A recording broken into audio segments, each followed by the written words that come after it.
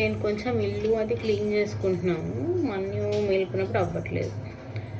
Night clean చేసుకొని and దాని తర్వాత కొంచెం చదువుకొని పడుకుంటున్నాను. లేట్ అవుతుంది 2-3 డేస్ నుంచి. మార్నింగ్ శ్రీకర్ కుక్ చేస్తున్నాడు, అందుకని బ్రేక్ఫాస్ట్ కుక్ చేసేటప్పుడు నేను లేస్తున్నాను. బ్రేక్ఫాస్ట్ చేయడం అండ్ నైట్ ఇంకా తర్వాత అంతా చేయడం, నైట్ కుక్ చేయడం అంతా.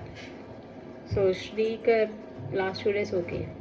ఈరోజు ఏం వంట చేశాడంటే క్యాబేజ్ పప్పు చేస్తా అన్నాడు రాత్రే. క్యాబేజ్ పప్పు తినబుద్ధి అవ్వదు, బట్ స్టిల్ ఓకే, ఒక్కొక్కసారి తప్పదు ఏదో ఒకటి అనుకున్నాం. అండ్ క్యాబేజ్తో పాటు అది పెద్ద టేస్ట్ అనిపించదంట, ఇంకేమన్నా చేద్దాం అనుకొని ఏం చేశాడో చూపిస్తా చూడండి. ఇది మా ఇంట్లో పప్పు కనిపిస్తుందా, క్యాబేజ్ ఇంకా క్యారెట్.